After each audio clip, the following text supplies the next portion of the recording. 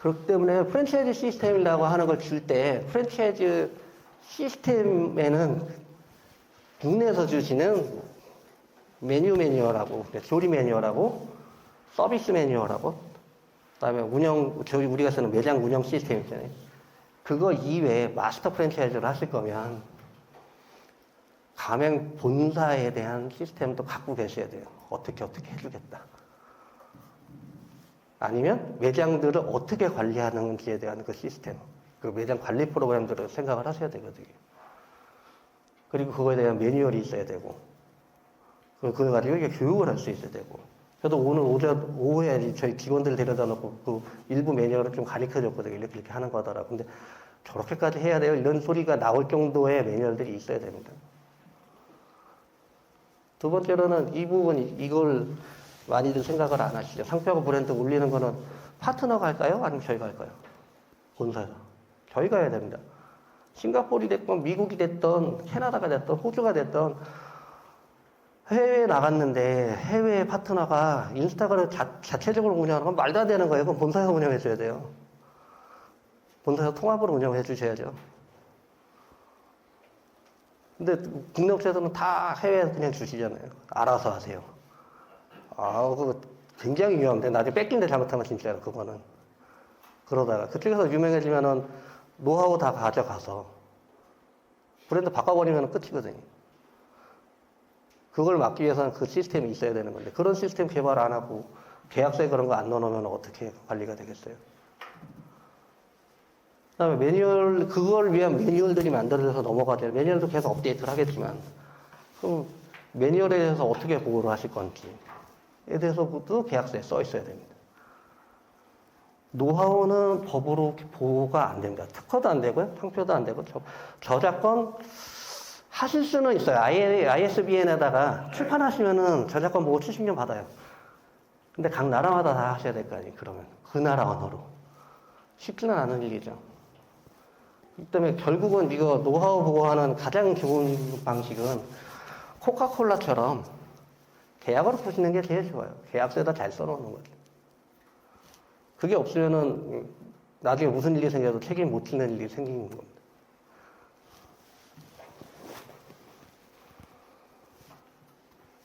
이게 이제 제가 굉장히 좋아하는 책에 나오는 건데, 가맹계약은 가맹 본사와 가맹점 간의 분쟁을 피할 수가 없다라고 얘기를 해요. 교본이. 그러면서 가맹계약을 쓰는 이유는 분쟁을 어떻게 줄이느냐 또는 어떻게 강하지 않게 하느냐에 초점을 맞춰야 된다라고 얘기를 하거든요. 가장 큰 이유는 그겁니다. 가맹본사는 브랜드 이익 확대를 목표로 하고 있어요. 국내도 똑같고요. 해외 나가서도 똑같습니다. 우리가 브랜드가 잘 알려져서 그걸 통해서 우리가 수익을 얻길 원해요. 가맹점들은 개별 매장들 이익이 최극대화되는 게 브랜드가 어떻게 되든지 상관없잖아요. 그렇기 때문에 이게 커지면 커질수록 서로 이해관계가 안 맞는 경우가 많습니다. 그렇기 때문에 계약을 하실 땐 저 부분을 어떻게 하느냐에 대해서 고민을 해야 되는 거죠.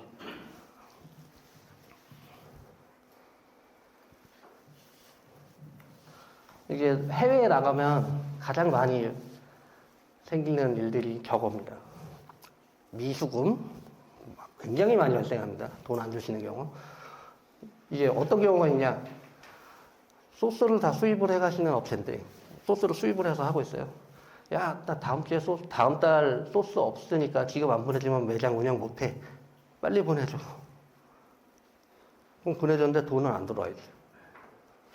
그 이제 쌓이면 맨 처음에는 뭐 몇천 불 정도겠지만 나중에 쌓이면 디딘 같은 경우에 제가 처음 들어갔을 때 제 기억이 맞다면 거의 한 250만 불 정도 미처 쌓여 있었어요.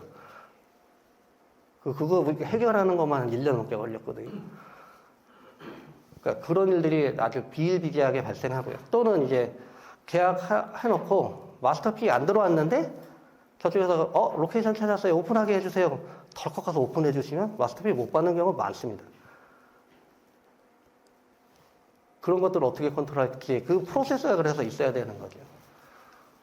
분쟁 발생은 굉장히 많습니다. 가맹점들하고도 있고 장사 안 되면 일단 분쟁 많이 생겨요. 또는 이제 장사가 잘 돼도 되게 많이 생깁니다. 이게 인도네시아 얘기를 자꾸 해서 인도네시아를 이제 제일 크게 했으니까 마포갈비. 인도네시아에 어떤 일이 있었냐면 한국분한테 주셨어요. 대학을 처음에 한국분한테 주셔서 장사가 굉장히 잘 됐어요. 그러니까 중국 사람들이 저거 하고 싶은데 이렇게 온 거예요. 연락이.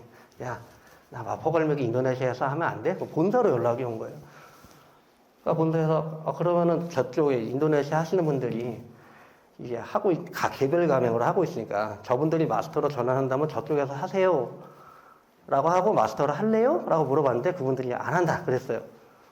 중국 사람들한테 그냥 주셨거든요. 그러니까 이분들이 이제 한국 분들이 그런 게 어디냐 이러면서 그때부터 이제 분쟁이 생겨서 인도네시아에 제가 한 4년을 왔다 갔다 하면서 소송을 했어요. 그 한국 분들 계약 취소하는 거예요, 관련해서. 근데 그런 일들이 외국에서 하나 성공을 하시거나 장사가 잘 되면 생깁니다. 그걸 이제 어떻게 컨트롤하느냐는 정말 많은 문제가 있는 거죠. 그러니까 장사가 잘 돼도 문제가 생기고 안 돼도 문제가 생깁니다. 매출 관리, 운영 관리, 매출을 직접 포스를 들어가서 보시는 경우들도 많지만 나라마다 다 다르잖아요. 저걸 통합으로 관리할 수 없으면 솔직히 힘듭니다.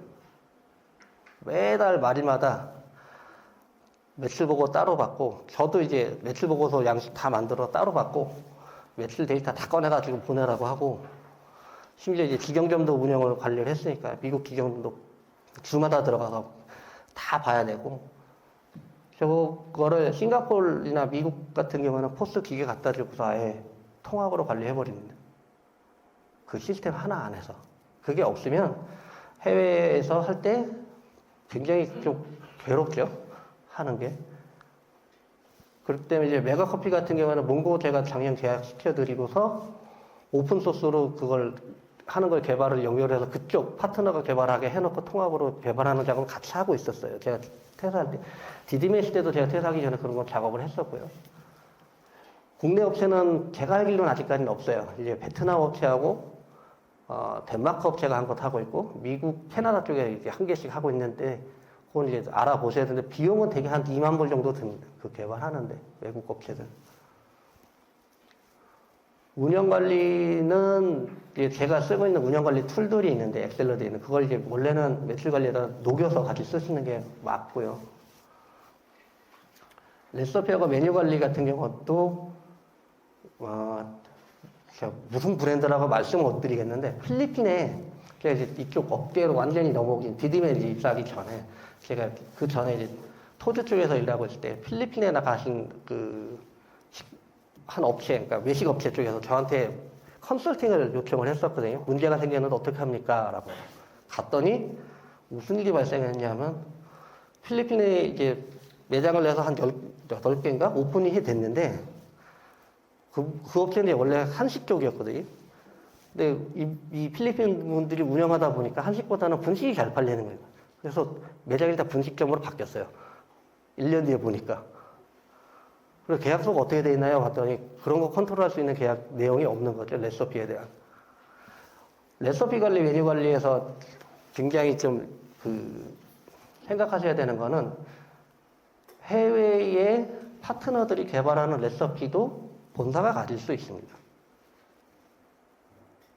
많이 비일비재한 사례입니다. 미국, 영국, 뉴질랜드 이런 데에 있는 그 대형 프랜차이즈들, 호주 이런 데 대표적인 거 빅맥, 미국 맥도날드가 개발한 거 아니잖아요. 그 프랜차이즈가 개발한 거예요. 그거를 이제 맥도날드에서 계약으로 가져온 거거든요. 수익금 어느 정도 나눠주는 걸로 하고. 맥도날드의 캐릭터도 맥도날드에서 개발한 게 아니에요. 워싱턴주에 있는 가맹점주가 자기가 탈수하던 거 보고서 맥도날드 본사에서 가져간 거예요.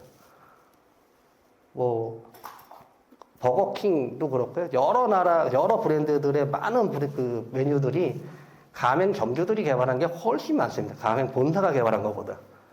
근데 계약서 안에 한 2줄만 넣어주면 그런 거에 대해서 상의하고 우리가 어떻게 가져간다. 그렇게만 넣어줘도 그 개발한 거 가져와서 전 세계로 뿌릴 수도 있죠. 근데 이제 그런 거를 전혀 생각을 안 하면 그분들이 이제 메뉴 홀라당 다 바꾸면 다 그분들 거예요. 본사가 그러면서 이제 니네가 해준 게 뭔데? 이 소리 나오죠. 우리가 이렇게 레시피 만들어서 이렇게 성공시킬 동안 니네가 해준 게 뭔데? 시메뉴도 안 해주고, 와서 관리도 안 해주고, 가맹점 영업도 안 가르쳐주고, 마케팅도 안 해주고, 맨 처음에 교육만 해주고 돈만 받아가지고 이 소리가 나와요.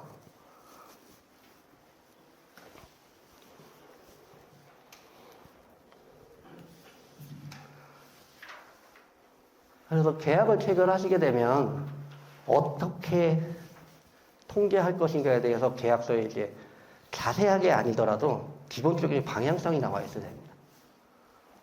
가장 요새 이제 제가 관심 갖고 보고 있는 건 ERP 포스, 그다음에 주방 자동화 통해서 통제하는 기술적으로. 제가 이제 로봇 회사에서 했던 것도 저런 쪽이었으니까 어떻게 통제하고 어떤 시스템을 만들고 레시피하고 ERP하고 포스하고 어떻게 연동을 시키고 그걸 통해서 물류하고 유통을 어떻게 관리하고 이런 것까지 이제 생각을 하는 프로그램들을 개발하는 거에 대해서 얘기를 했었고 또는 이제 ERP하고 포스를 통해서 각 메뉴들을 이제 보면서 메뉴 판매량 이런 걸 보게 되면 인도네시아 같은 경우에도 그랬고 뭐 싱가포르 같은 경우에 싱가포르 심지어 직영점이었어요. 마갈 ERP를 저희가 들어가서 보는데 ERP상에 나타나는 판매량하고 수입해가는 판매량 그 소스량하고 틀린 거예요. 수입해가는 양이 훨씬 많거든요. 판매 데이터에 나오는 것보다. 그거는 중간에 누가 빼돌렸다는 얘기죠. 그 소스를. 그래서 싱가포르에 가보니까 그 소스를 가지고 다른 한국 매장들이 다 하고 계시더라고요. 그러니까 거기 있는 직영점 관리자가 그걸 팔아서 본인이 챙기고 있는 거예요. 그러니까 그런 것들을 관리할 수 있어야지 기술 통제가 되는 겁니다. 그때는 심지어 기술 통제도 아니고 엑셀로 하고 그쪽 포스를 보면서 제가 관리를 했던 부분이고. 물류 통제는 많은 부분, 이제 뭐 최성영 부장, 이사가 이제 얘기했던 것처럼 다 현지화시키세요, 현지화시키세요. 하지만 현지화를 다 하게 되면 로열티밖에 수익이 안 나지 않습니까? 로열티 수익으로 한국 프랜차이즈가 로열티 수익으로 의미 있는 수익을 내시는 거는 영어는 최소한 300개는 있어야겠죠. 3, 400개. 근데 초반에 그렇게 3, 400개 깔 수 있을까요? 해외? 재미가 없어서 못해요. 솔직하게. 수출을 하셔야 됩니다. 근데 물량을 다 보낼 수는 없잖아요. 얘기했듯이 원가 문제가 생기니까. 그래서 티믹스라는 거를 꼭 개발을 많이 하죠. 분말 형태로 해서. 그래서 그걸 갖고 가서 현지 재료하고 섞어서 소스를 만들게 한다든지 그런 이제 레시피를 조정을 한다든지 하는 방법을 하고 심지어는 이제 그런 거를 현지에 있는 납품업체로 개발하는 작업도 하죠. 해외 사업 팀에서 구매팀에서 하기도 하지만 그래서 뭐 필리핀 들어가면 메가커피 필리핀 논의할 때 제가 필리핀 가가지고 원두업체 다 만나고 현지 이제 원두업체를 다 만나서 이 가격에 이 그레이드에 내가 납품할 수 있느냐 이런 거 상담까지 다 하고 오거든요. 그런 거 발굴은 이제 또 필리핀 정부 통해서 받는 것도 있고 만약에 캄보디아 마갈 오픈할 때는 캄보디아는 자체적으로 소고기가 안 좋아요. 그래서 이제 베트남에 태국에서 수입해야 되는데 그러면 이제 베트남 업체 제가 발굴해서 주거든요. 대신에 이제 발주는 나한테 해. 우리한테 해. 그래서 받아가. 고기 다 그런 식으로 이제 거기다 마진을 토법을 하되 이 운송비는 안 들어가도록 하는 그런 방식을 택하기도 하고요. 인도네시아 같은 경우에는 티믹스를 만드는 공장을 만드는 것도 이제 같이 논의를 하기도 하고 조인트 벤처로 파트너하고 매장이 30개 이상이 있으니까. 아니면 이제 물류 통제를 하는 걸 조금 경험을 쌓고 싶으시다면 추천드리는 건 홍콩부터 시작하십시오. 홍콩은 뭐든지 다 보낼 수 있으니까. 그래서 프랜차이즈 경험 없는 분들은 솔직히 저는 홍콩을 가장 추천해요. 홍콩에서 파트너를 찾을 수 있으면 홍콩부터 하세요라고. 왜냐면 거기는 뭐 통관이 너무 쉬워서 마포갈매기 할 때 소고기도 다 보냈어요. 소고기, 돼지고기 다 보냈거든요. 소스도 다 보내고 뭐 낙지 거기 쓰는 식자재는 한국에서 다 보냈어요. 한 달에 수출만 해도 6, 7천만 원씩 나가니까 그 정도면은 재밌죠. 해볼만 하고. 그래서 그런 거 이제 경험 쌓기에는 홍콩, 싱가포르도 나쁘진 않습니다. 싱가포르도 한번 해보시는 것도 좋고. 그래서 초기에 경험 없는 업체들한테는 저는 홍콩, 싱가포르 많이 추천합니다. 대신에 싱가포르는 이제 한국 프랜차이즈 무덤이라는 별명이 많아요. 가서 실패하시는 분들이 워낙 많아서. 그래서 그런 것들은 좀 고민을 하셔야 되고요. 그 다음에 고민하셔야 되는 거는 컨트롤 쪽에서 교육 쪽에서 많이 고민을 하셔야 돼요. 이게 오픈하고 나서 오픈 교육하고 나면은 대부분 안 하거든요. 한국 업체들이 관리를. 오픈하고 오픈 지원해주면 끝이에요. 아니면 메뉴 이게 조금 신메뉴 나오면 해주는 거 정도밖에 없는데 국내에서 하시는 거랑 똑같이 해주셔야 됩니다. 해외에 나가면. 그래야지 내가 뭐 해준 거 있어 이 소리가 안 나와요. 1년 2년만 지나도 해외 파트너들이 그 소리 정말 많이 해요. 니네 해준 게 뭐 있는데 왜 이렇게 돈 많이 받아가 이런 소리들. 그리고 소셜미디어 관리 당연히 본사에서 하셔야 됩니다. 본사에서 할 자신이 없으시면 해외 사업을 하면 안 돼요. 브랜드 뺏깁니다. 현지에서. 그 사람들이 다 갖고 있으니까. 싱가포르나 미국 친구들, 뭐, 호주, 닐랜드 제가 일했던 업체들, 뭐, 아니면 남아프리카의 난도스, 이런 데들은 그 나라의 도메인하고 인스타그램하고 페이스북은 무조건 본사가 가진다라고 딱 써있어요. 계약서 안에. 니네 마음대로 못해. 하고 싶은 우리한테 허가받고 해. 컨텐츠 다 허가받고 해. 이렇게 돼 있어요. 근데 한국 분들은 알아서 하세요잖아요. 그냥 알아서 홍보하시고 알아서 하세요. 자, 저 비용이 많이 들게 걱정이 된다. 소셜미디어하고 그런 거. 비용 많이 들고 걱정돼서 못하겠다. 정부 지원 사업으로 다 됩니다. AT하고 코트라 사업 비용으로 다 됩니다. 소셜미디어 관리 할 수 있어요. 심지어 이제 뭐 러시아도 할 수 있어요. 그거 해주는 업체도 많아요, 국내에. 정부 지원 사업이 경쟁이 심해서 그렇지, 따시기만 하면, 제가 알고 있기로는 국내에서 정부 지원 사업 웬만큼 제대로 하죠. 코트라 하나, AT 하나, 한 2억까지 받을 수 있어요, 해외 사업부에서. 상표권 5천만 원까지 지원됩니다, AT에서. 상표 하나 AT 통해서 등록하는데 한 100만 원 들거든요. 50개 등록할 수 있어요.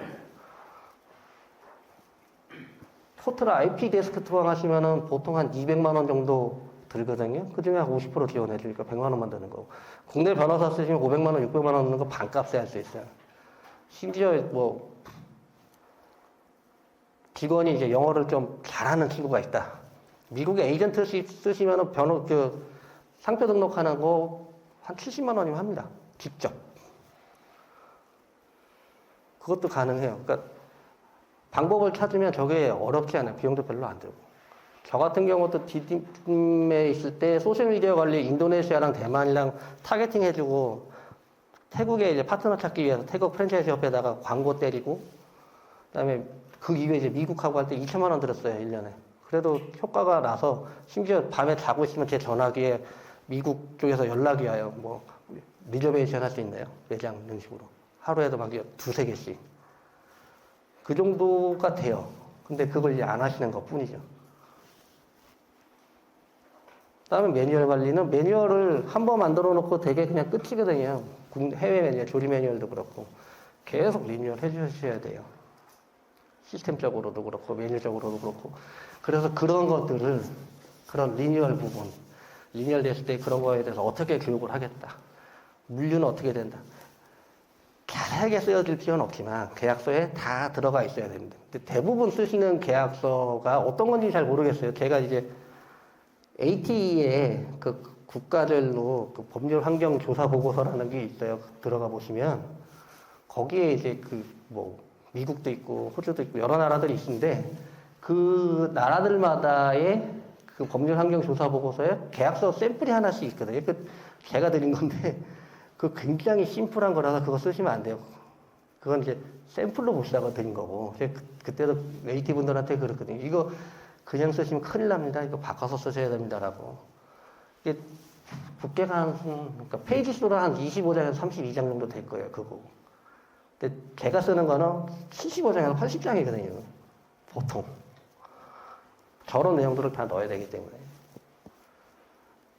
근데 그렇게 쉽게 쓰시면 안 되죠. 그러니까 계약을 굉장히 디테일하게, 그러니까 뒤쪽에 이제 제가 또 디테일하게 볼 때 문제점에 대해서 좀 설명을 드릴 거예요. 그러니까 그런 부분들을 좀 생각을 하셔야 돼요.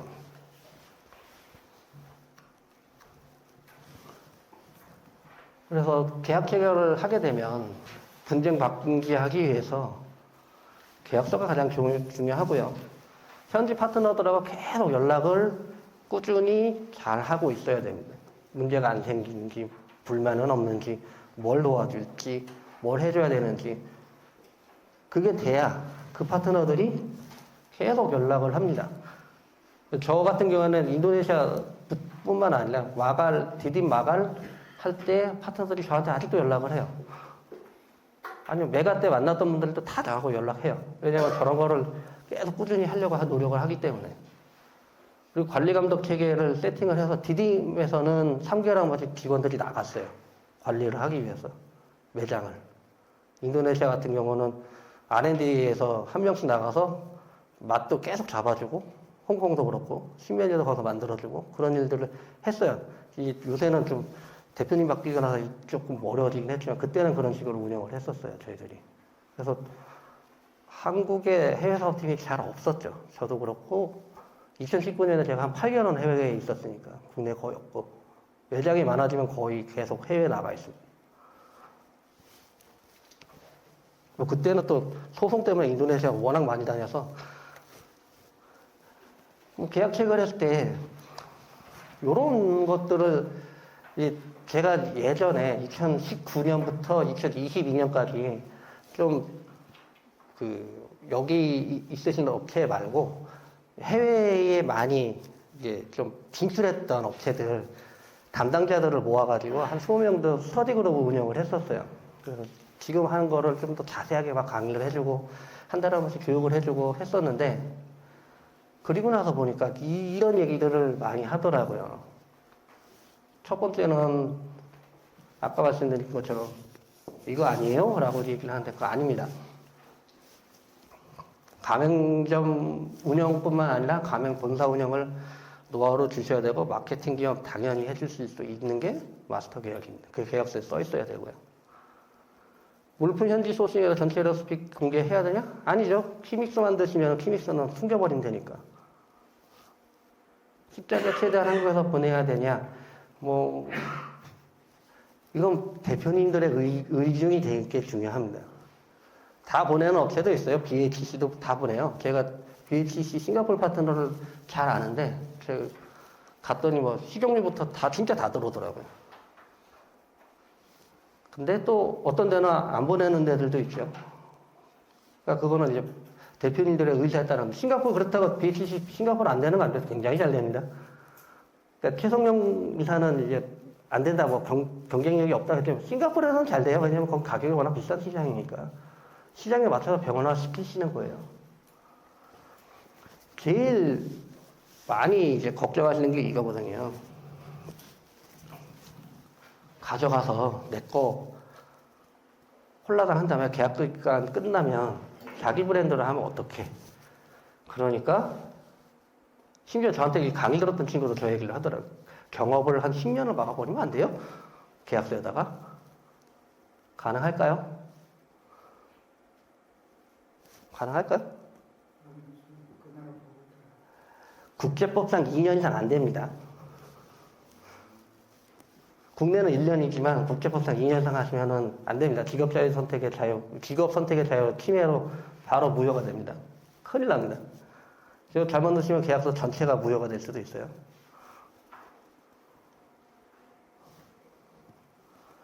요것도 이제 장호철 박사님이 하셨던 얘기 중에 하나죠. 한국법으로 해서 한국법으로 하면 안 돼요?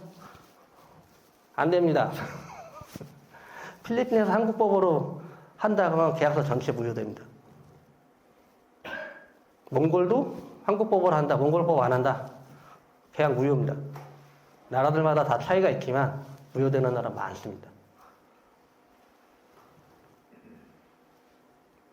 그렇다면 미국 이런 데는 해도 되지 않아요? 미국 아까 말씀드렸듯이 판사에 따라 틀립니다.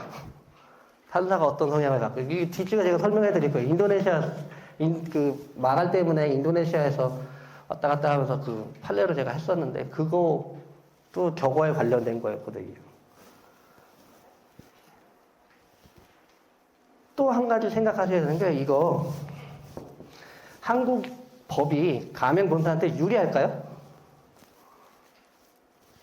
어떻게 생각하세요? 가맹본사한테 유리한 법인가요? 아니에요.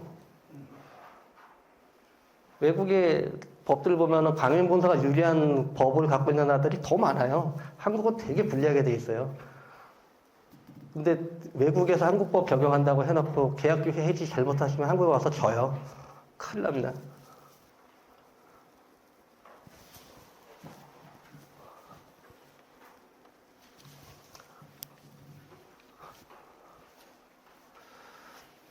이게 인도네시아 사건이었어요. 아까 말씀드린 그 한국분이 그 디딤에서 중국 사람한테 주니까 그럼 내가 낼래. 통보 안 하고 내버리신 거예요.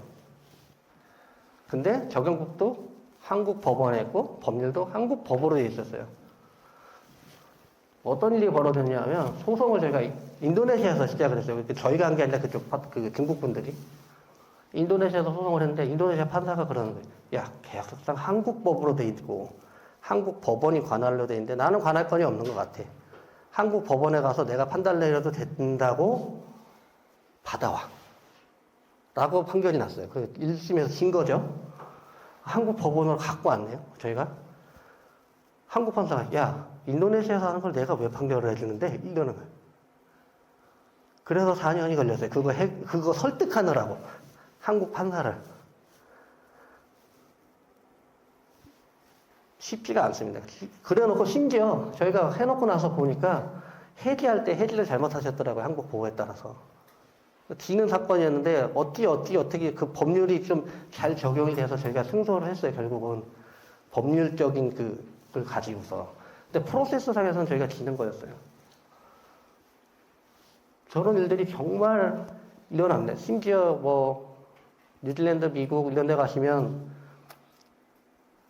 아까도 얘기했지만 내가 안 할 거냐라고 하는 판사 만나시면은 한국법으로 백날 써보 봐야 한국법 적용 안 됩니다.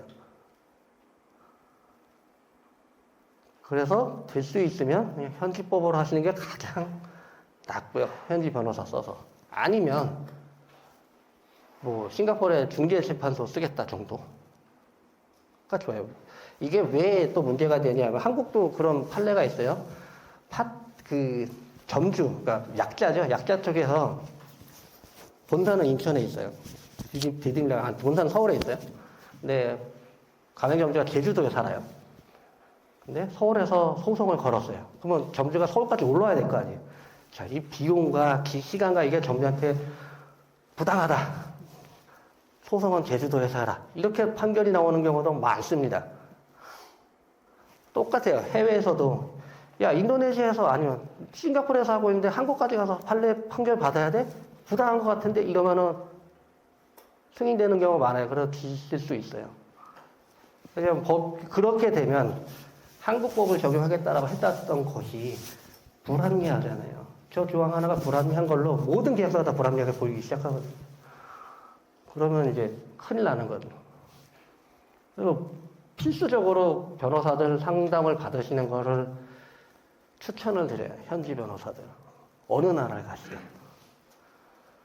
그 변호사 비용 AT에서 지원해 줍니다. 심지어. 5천만 원 내에서. 그래서 결과적으로 어떻게 되나요? 인도네시아 마포갈매기. 마포갈매기는 저희가 승소를 했어요. 왜냐하면은 저거 재판을 4년 하다 보니까 계약이 자동적으로 종료가 된 거예요. 기간이 지나서. 그래서 기간이 지났으니까 상표를 우리가 갖고 있는 걸로 이제 전환이 됐죠. 판결은 시간이 오래 끌리는 바람에 그렇게 된 거지 실질적으로는 저희가 지는 사건이었어요. 문제점이 거기에 이제 인도네시아는 5년 후에 프랜차이즈를 하게 돼 있잖아요. 예.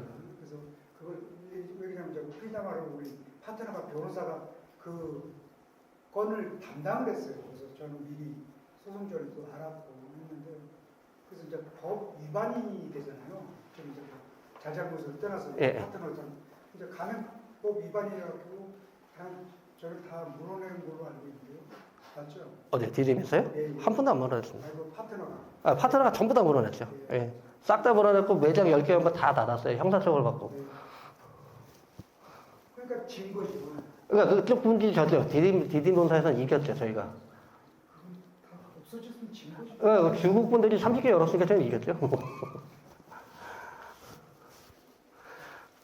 저희가 그분을 없애기 위해서 상속을 했던 거니까 그 한국분을 계약에서 나가게 하기 위해서 저희가 승소를 한 거죠. 이것도 제가 디딤에 있을 때 있었던 사건입니다.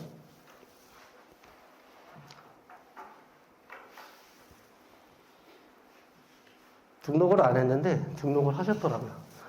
자기 이름으로. 이것도 테크니컬하게 제가 풀긴 했어요. 제가 상득 다 뭐 그 상표 전문 변호사 출신이기도 하고 하니까 뉴질랜드에서. 근데 이런 일들이 많이 발생할 수 있으니까 조심하시는 게 좋고요. 요거 말고 조금 좀 다른 사건이긴 한데 호주에서 그것도 디딤이에요. 호주에서 중국 사람이 마포갈매길래 등록을 해버렸더라고요. 본인 이름으로. 저희 파트너도 아닌데. 그것도 소송에서 찾아왔어요. 그건 이제 상표권이 아니라 저희가 부정경쟁이라고 부르는 게 있는데, 패싱어퍼라고 부르거든요. 근데 그걸 해서 찾아오는 방법이 있긴 해요. 불가능하진 않아요. 하지만 시간과 돈이 많이 듭니다. 그러니까 그런 부분 때문에 굉장히 좀 조심들을 하셔야 되죠.